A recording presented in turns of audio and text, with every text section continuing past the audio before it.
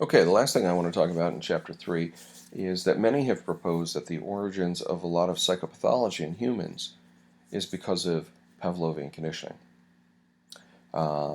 So, let's talk about irrational fears to start with. Let's say that a dog bites you, which produces pain. The dog is the CS, the bite is the US, the pain is the UR.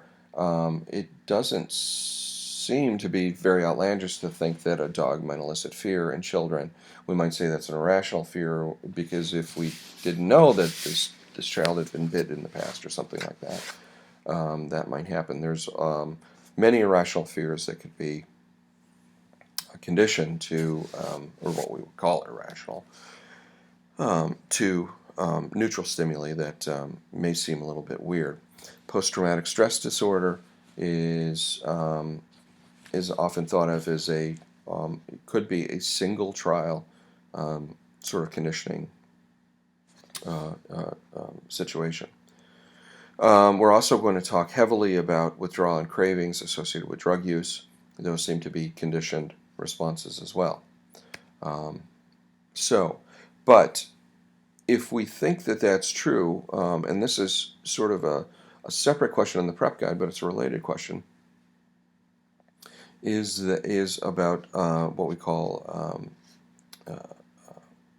second and higher order conditioning. So let me describe that real quickly. First order conditioning is what we've been talking about all along. We present a tone, we present a US, we present a tone, we present a US, we present a tone, we present a US, and then we present the tone and we see a conditioned response. That would be first order conditioning. A CS number 1, we would call it, or CS1, we would pair with the US in some sort of arrangement until we get the conditioned response. Now, what if we paired another stimulus, or a novel stimulus, let's start with, or a neutral stimulus, to the conditioned stimulus that we've just conditioned, or the conditional stimulus that we've just established? This, if we do this, and the conditioned stimulant, the conditional stimulus 2 comes to elicit that conditioned response, we call that second order conditioning. We could then do CS3 to CS2, CS3, CS2, CS3, CS2, and then this would be what we'd call third order conditioning, and so on. We've seen up to 4 order conditioning in fourth order conditioning, I believe, in humans, although I suspect that we're starting to get into a lot of experimental confounds and so on. You can see that Pavlov really liked this arrangement because it looks like support for stimulus substitution theory, but that theory is not going to work because of other reasons. So if you think about this, though, this introduces complexity into situations that you might not expect. So, for example, we might have a child that's afraid of a Kong toy. And maybe it's because we went through first order conditioning of a dog and a bite, and a dog now elicits fear. And then, of course, Kong toys are always present with dogs. And now the Kong toy elicits fears, elicits this cowering poor kid in the corner. He just sees this plastic toy and starts to become fearful. And we might say, why is she so afraid of Kong toys? And it could be because of what we call higher order conditioning. Now, can we use Pavlovian conditioning, or the principles involved in Pavlovian conditioning, to treat people with, for example, irrational fears, or phobias, we call them? And the answer is yes. In fact, the 2 major methods used to treat phobias are systematic desensitization and flooding, and they're both based on the principles of classical or Pavlovian conditioning. In systematic desensitization, we do relaxation, and then we progressively introduce the fear-eliciting stimulus, the CS. We progressively and very, very slowly introduce the CS. Flooding is a little bit different. You don't progressively introduce the fear-eliciting stimuli. You dump a whole bunch of them on at once. Now, how is this classical conditioning? Well, what it is uses the principle of extinction. And that is, we will see a reduction in the conditioned response if we present the CS without the US. Right?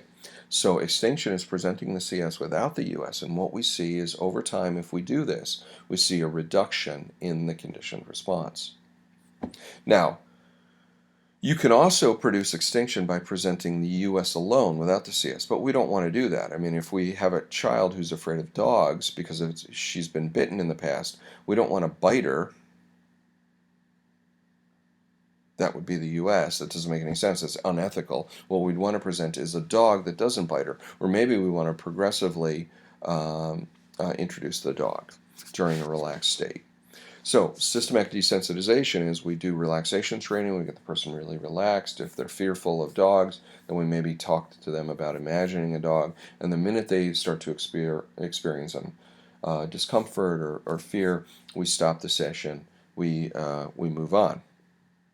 So in systematic desensitization, we come up with often what's called a hierarchy. It might involve thinking about a little dog. It might involve a picture of a dog, a video of a dog, a piece of fur, a stuffed dog, a larger stuffed dog, a small dog across the room in a cage, a small dog across the room wagging his tail, etc., etc., etc. You got to face your fear, right?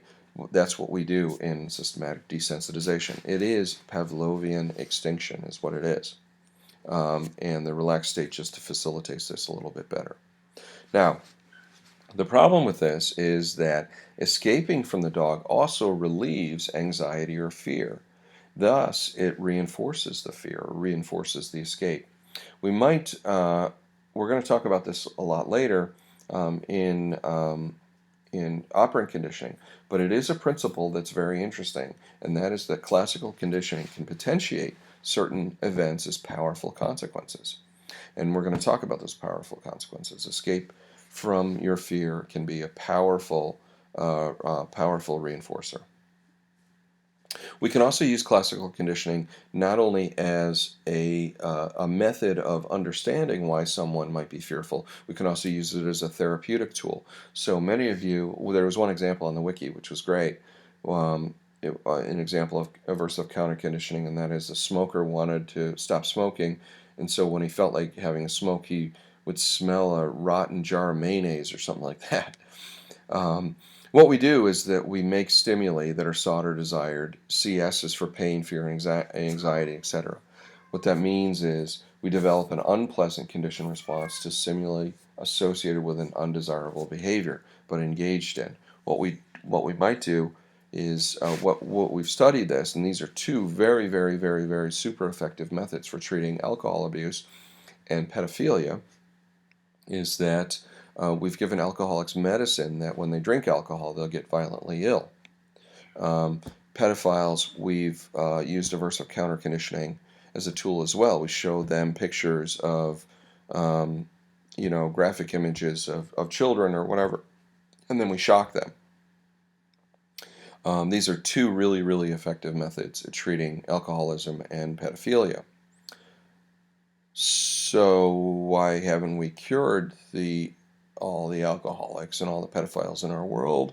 And the answer is we can use it as a tool, but we also have to understand that extinction comes into play as well. What that means is that we could have the presentation of the CS without the US. In other words, alcoholic begins to drink, but he does not get sick. The pedophile begins to look at pictures, but there's no shock. And once you're out of the therapeutic environment, if you stop taking your medicine that makes you sick when you drink, you'll go right back to drinking. If you start to look at pictures of children and there's no shock, you're in a Pavlovian extinction condition, and there's no way that we can control every minute of every day of everybody's life.